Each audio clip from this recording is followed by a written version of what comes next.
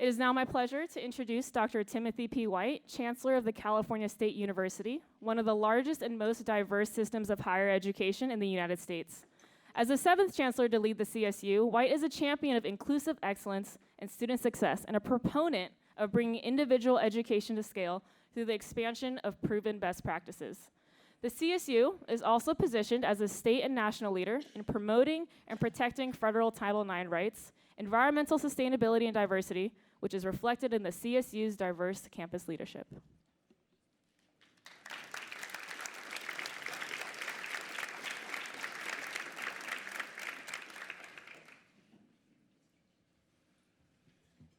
Well, thank you, Darlene, and good morning. It's nice to be here. Gene, nice to be back on your campus. Back in the day, I was at UC Riverside, so we were here for many meetings. Some contentious about our governor, but mostly they were good meetings.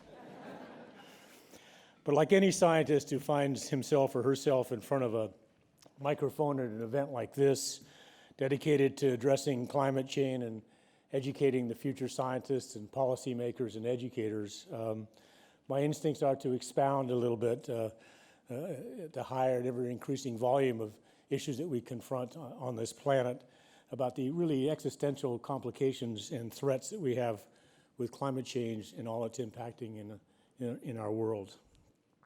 And it's also impossible to not recognize a higher sense of urgency that those of us who've been involved in this for some time. It's nice to see the urgency continuing to rise and more awareness, and I think that's part of what we're trying to accomplish today. But I'm going to resist those powerful instincts, being on a research campus, and I know I'd be preaching to the choir a bit about considering the audience of educators and scientists and policymakers. But those topics will get addressed during the course of your day. I'd like to reflect actually a bit on the California State University's role as I see it in this collaborative effort with the University of California and other key stakeholders from throughout the state and across the nation. I'm really kind of struck the parallel, the alignment between this ECLIPSE initiative as it aligns with the mission and work and aspiration of the California State University. I'm both enthusiastic and optimistic, really, about a future and what we can bring to this partnership. Much like CSU, ECLIPSE's great promise lies in leveraging the power of us together at scale. And when I think of scale, we are 23 campuses from Humboldt State University in the north to San Diego State University in the south, and we're over 482,000 students in any given year now, and about 125,000 baccalaureate degrees, plus about another 30,000 graduate degrees come out of this great university every year. So if we do something well, we can do it at scale and have an impact. But the truth is, what we have to do is transfer that knowledge and passion and sense of urgency through all levels of society to empower informed decision-making, as Darlene said, in every household, with every person, every community, and every workforce sector. A little bit of change in a million places is going to be very effective rather than one big change in one place. And ECLIPSE's mission to help California high schools graduate 500,000 climate-literate environmental champions is an awesome goal and will be consequential for California, the nation, and the world. And its focus, our focus on teacher preparation and curriculum, plays to some of the strengths that we can bring to the table.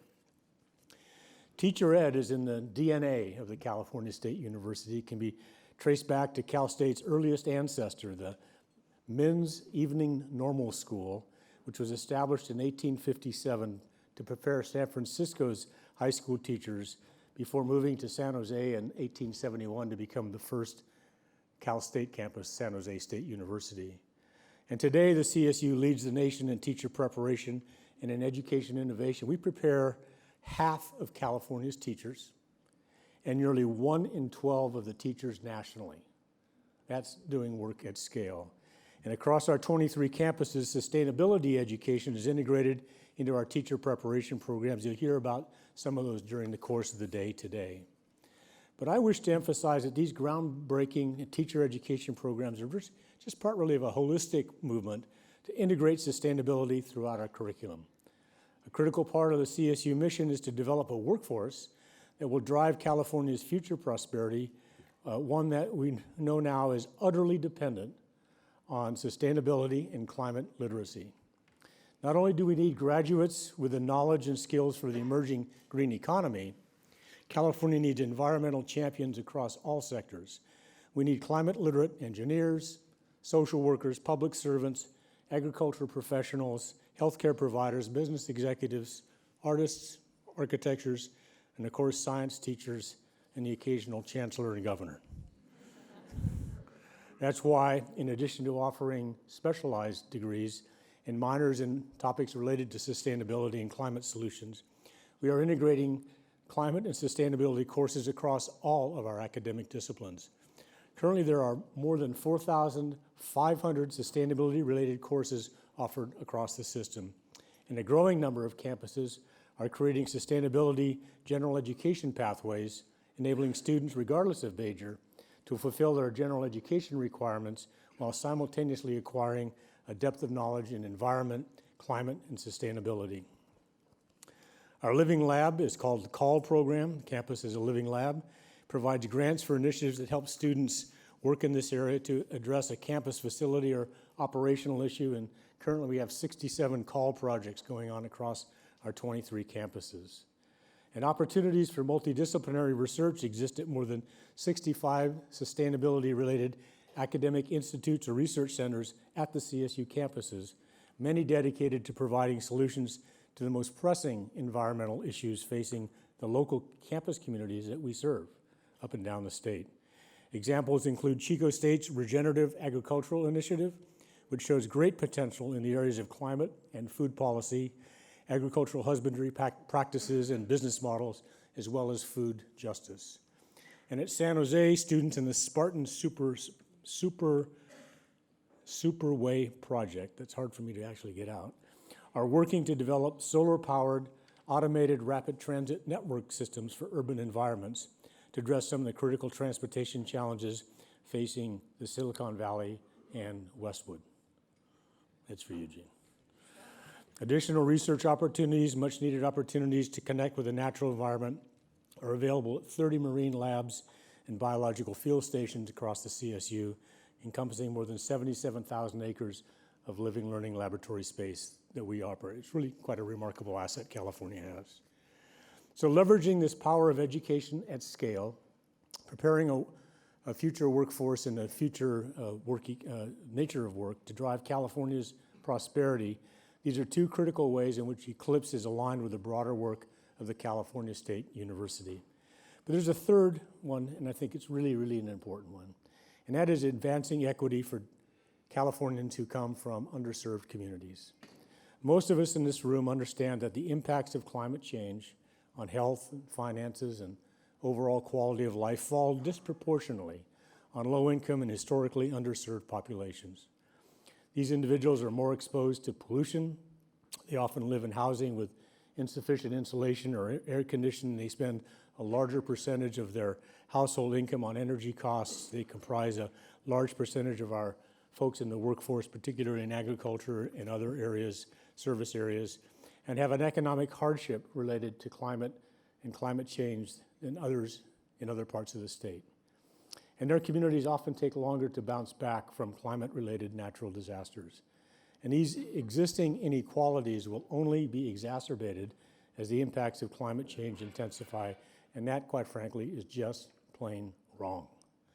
So in addition to being the nation's largest four-year university, we are also the nation's most ethnically and economically diverse university. Of our 480,000 plus students, over half are students of color. 43% are Pell recipients, indicating they come from low income.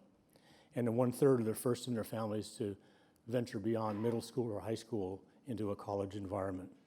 And because of that diversity, and because of the affordable, high-quality education that our faculty and staff provide, we really are a powerful escalator, if you will, of social mobility in California, in the nation. In fact, a couple weeks ago, the CollegeNet released its 2019 Social Mobility Index, which is a data-driven analysis of ranking colleges and universities across the country that graduate low-income students into well-paying jobs. And I can't tell you how proud, but also what a great barometer it is for me to let you know that of the country's top 25 universities for social mobility, 17 were Cal State campuses.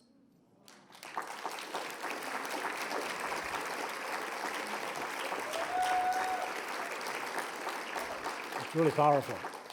You know, our graduates, many who are not place bound, but they're actually place committed. They want to use their knowledge and their skills to elevate the families and the communities that they grew up in. They want to make it better. They want to be with a place that they love. And through our commitment to sustainability and collaborative efforts such as Eclipse, our graduates are increasingly becoming climate literate, able to inspire and do good work in their communities and in their jobs. So I think of a reimagining a different day. I imagine one that's better than now, that interconnects us to all things. A humbling and liberating education at the University of California and the California State University and at the independents and privates in California. But that we develop among our students and our graduates a heightened level of awe and gratitude, of empathy and love, of compassion, of respect and humility for all, including our relationship with the planet herself. That is the future I imagine us to be driving towards. It's now my, thank you.